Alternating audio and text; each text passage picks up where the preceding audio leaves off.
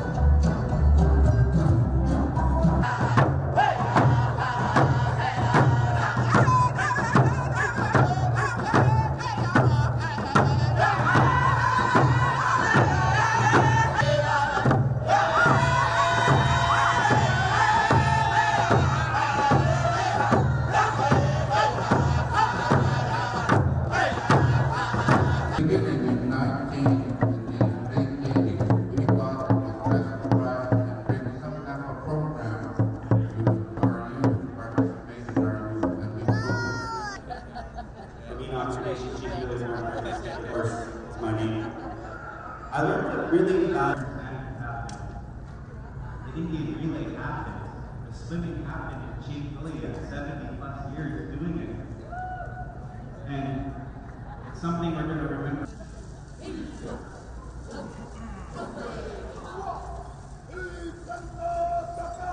Get closer.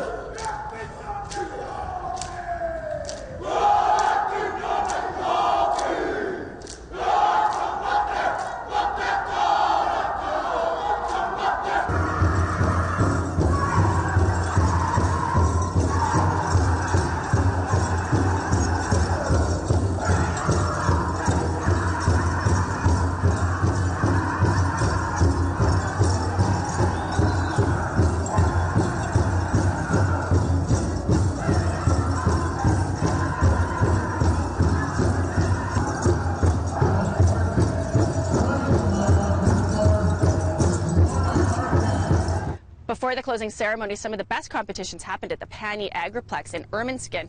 First Nations in Alberta and Saskatchewan have a long history with wild horses, but only recently has Indian horse relay racing come to these parts. Willow Fiddler has more. It's fast, intense, and sometimes unpredictable. Teams in the Indian horse relay race consists of 2 horses and 4 men. As the performance starts, each one jumps on the first horse bareback, racing a lap before coming in for the exchange. Tyson Head, a farrier from Mistawassis, explains. He comes in riding in, and I have a horse for him. I got to grab his horse. He's got to jump off of that horse and jump on to the new one. It's no rodeo. Teams hope for a good start, which doesn't always happen. As long as these horses are calm, cool, and quiet, that's the advantage. If they're being stupid out there, well, it's going to be hard to get on. The sport has only made its way into these parts recently, but racing horses is as old as these prairies. Race announcer Jason Goodstriker hails from the Blood Tribe in southern Alberta. It's exciting, it's traditional, it's been part of our ways for, as long as we've had horses. These racers have grown up around horses, many of them riding since they were small. Cal Jackson qualified for the finals, but ended up losing this race. I've been riding since I was 3, but after this year, I really want to continue to ride and do the sport. I like to go fast. The style of racing made its way here from the U.S. We used to have distance racing amongst many different communities, but this one is really made popular, especially when we're using tracks like these. So, yeah. Shannon Burton came from Saddle Lake, Alberta, to cheer on family. It was awesome. It was a really great experience. Yeah, I'm really happy that they brought it to Musqueam. It's going to be something that I think they'll carry on with. Yeah. In the end, it was Tyson Head's team that claimed the main prize. We got everything in our favor. We're on the road, we're mobile, we're together as family. This is one of my best friends, and he's come a long ways as a rider and an individual himself. He's a champion. Willow Fiddler, APTN National News on the Ermineskin First Nation. We've got to go to a break, but we still have lots more competition and epic battles coming up.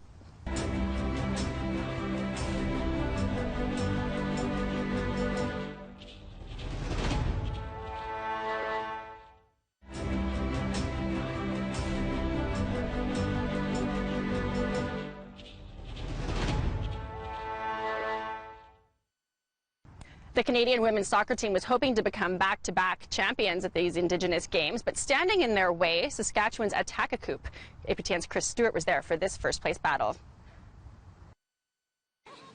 The end of the week brought the gold medal game in women's soccer. It was an all-Canadian contest. Team Canada's Nipa against Atakakoop from Saskatchewan. Both teams were strong all through the tournament. Team Canada's assistant coach expected Saskatchewan to come out fast. Oh, they're going to come at us hard. I know that. They have to. It's a goal. We're playing for gold, so I expect nothing less. But I know our girls are confident. We're composed. I don't think we're going to panic. Just going to take the game to them. They're going to try and bring it to us, but we're just going to counter and we'll bring the game to them. Minutes before kickoff, Canadian defender Lanisa Ned says they are ready and have bonded as a unit. Coming together as a team so fast and becoming a family means a lot. So this game means all our hard work in the end is going to pay off, and we hope to win the gold.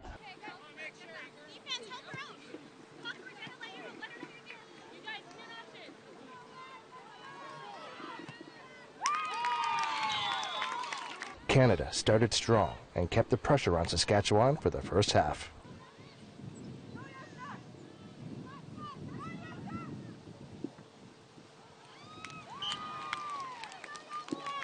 At the half, it was 4-0 for NIFA. Canada added another goal in the second half, but Saskatchewan could not sustain enough pressure to come back. Canada wins first place with a 5-0 win, defending their 2015 Brazil title. Striker Jolene Nagy scored 4 of the 5 goals for Canada. They were strong, good contenders. They played earlier in the day, so they must have been tired, but they fought hard, gave us a good fight. We play league and we play in tournaments and stuff together when we can, but we don't train like together all the time, so I think that we played really hard and we played our hardest, and that's all we could do against them. Coach Thorne says this was the deepest roster he has ever coached. Good feeling for the ladies. They really played awesome, and that's really a good feeling for myself and our coaching staff and our communities back home. Chris Stewart, APTN National News, Wetaskiwin, Alberta. The men's soccer championship has been decided. Powerhouse Paraguay was up against the underdog, Team Plains Cree. Here's Tom Fenario. This was the scene moments before the men's soccer final. Team Paraguay, deep in prayer, while Team Plains Cree psyched themselves up for a formidable opponent. Now's the time, boys, hey? Yeah. We may not ever get a chance to play a team like this again, boys. Ever again, right? Let's not take it for granted, boys. Ready, boys, as long as we can! Plains Cree on 3! 1, 2, 3! Plains Cree! I knew that we were in for a tough game, and I knew I wanted to just say something to the boys, let them know that this might be the last time that we play a team at this level. Team Paraguay came out strong, scoring a goal almost immediately. Made up of the best players cherry-picked from 8 different Indigenous nations, Paraguay is carefully constructed to win. Team Plains Cree was no match for their aggressive defense and superior speed. Their second goal, I had come out for I challenged pretty well. I thought I had my angles down perfectly, and the ball just came right perfectly across our bar and in, and I just looked like, I was like, what can I do on this play? Like there's nothing more I can do. That was just pure skill. Paraguay was led by Estevan Sosa, who scored 4 goals in the 8-0 win. The 26-year-old Sosa is from the Awawarani Nation in northern Paraguay. He's very happy and excited that he's the first one who scored the first goal, and that it felt like he was a lion. After the match, players were smudged at center field. We were done our work for the day, and we wanted to cleanse ourselves and make sure that, basically that the loss was gone and that we could, become new again. So. Both teams then received their beaded medallions from multi-Olympic medalist Clara Hughes. So he's very excited, very happy that he was able to be part of this ceremony. He has a lot of pride in being Indigenous. After the battle on the field, the players found themselves united not only by the sport they love, but through the shared worldview of Indigenous people. Tom Fenario, APTN National News, Wetaskiwin, Alberta. Indigenous tribes the world over relied on the most basic weapons to take down game and also for defense. APTN's Tamara Pimentel shows us who is best with a spear. Spear throwing has been around since time immemorial. It's one of many things Indigenous people across the world had in common. But handling a spear these days is a long-forgotten science. Some of the participants at this year's WIN Games are in it for the first time. I haven't actually done it before. Actually, I come here for basketball. I wouldn't say spearing is something that we practice. I just started today. Hannah Yao won first place in women's spear throwing, but admits it's not something her community, Little Shuswap, practices. That was a nice surprise. It feels pretty good. I was actually just here for the soccer and then lucked out doing this too. Corey Arkhand is new to the sport as well. To him, taking part in the WIN Games is a chance to reflect on his own culture. It gives me a chance to go back and learn about, for myself, where I came from as an Indigenous person, the trials and tribulations my people had to come up with. It's not the easiest way to take down an animal with a spear. And learn the ways of his ancestors. These lines, they represent the 4 directions. These represent the 4 colors of man. I'm a horse rider, I'm a hunter, and on the back I've stolen 4 horses, and on this side I have that I've killed a man with my bare hands. Arkan says old skills like spear throwing could help revive Indigenous culture. I think stuff like this is going to make young people, young First Nations people who've lost their way, realize that there's a reason that we should be proud of who we are. He may be right. Shannon Alexis came in second. She says she may want to keep practicing and even compete in the next games. Would people spear throw and practice? Yeah, I am. I would. And we have a right to culture, and we have a right to our identity, and we have a right to play and to practice those things and to exercise those skills. Tamara Pimentel, APTN National News, Enoch, Cree Nation. One more break and we have more competitions when we come back, so stay tuned.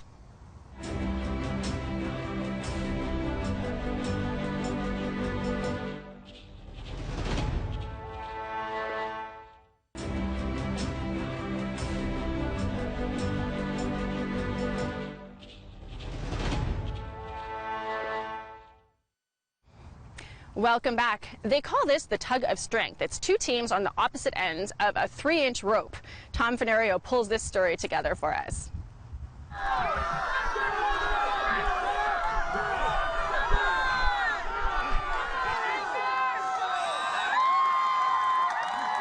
How did it feel when you pulled everyone over the line finally? Oh, big relief, because I was towards the end of my strength.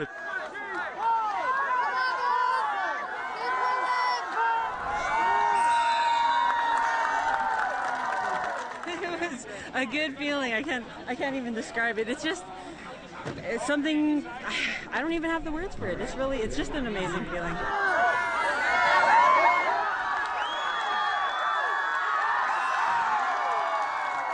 It was amazing. Like, we went on the rope and we only had 8 people and we're like, anyone in the crowd? And then 2 more people jumped in and then we won. Like, oh. Can you tell me where Whitefish Lake is from?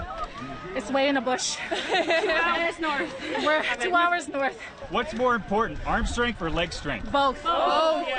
Yeah. Both. My mouth. My yelling. I'm just tired. It's not easy. As I get older. What hurts more, the legs or the arms right now? The legs. They're definitely the legs. I did. Oh my God. Almost blacked out. We all do it back home, but we do it slightly different. But, you know, we adapt. We adapt to how it's done here, and we just go with it. What's different about it here? You get to sit down, and you go for 2 minutes. In New Zealand, we go until you pull them across the line. It is a once-in-a-lifetime opportunity here in Canada, right in our own backyards, and we wanted just to say that us Crees could put up a good tug of strength.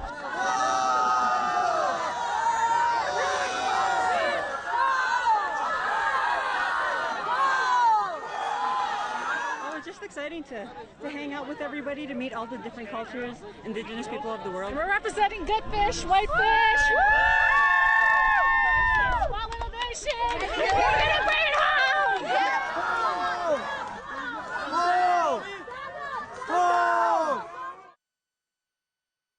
It's one of the oldest sports that we all do, beginning in childhood, the foot race. Who can run the fastest?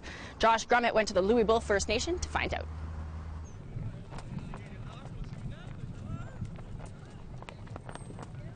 The sun beats down on the track. Riley Manybears from Sixica is the defending men's champion from the 2015 Games. He expects his biggest challenge will be runners from the Raramuri Nation in Mexico. Ready, set. And they're off through a 10-kilometer cross-country track that winds through the prairies of Treaty 6. 2, 1, go! The women start their race about 2 minutes after the men along the same track. About 35 minutes later, the first of the runners comes into view. Ramilo Garcia of the Raramuri Nation comes in first. He's followed by Andres Garcia, also of the Raramuri. They credit their success to training in the mountains of their home in Mexico's Chihuahua province. They are more used to run in the mountains, so here it's easy. Where he lived, it doesn't have like running lines and running places to practice, so that's why they run in the mountains, because it's the place that they have. Many Bears, the defending champion, places third at 43.15 while battling a vicious chest infection. You know, during the race, my chest was burning, my head was pounding with a headache, but, you know, like I said, you know, I just came here just to enjoy, you know, seeing some familiar faces and new faces from the previous games held in Brazil, and, you know, I just came here just to have a great old time and cross the finish line. But that's not the only surprise result today. Terry Lee McCormick from the Crow Nation in Montana placed 5th in the 2015 games and jumps up to 2nd today with a time of 54.15. I've just been doing, I guess, more weight training and less mileage. The first time I did more mileage and less weight training, and I don't know, I'm just trying to come back from having a baby, and yeah, so it's it's been a tough year.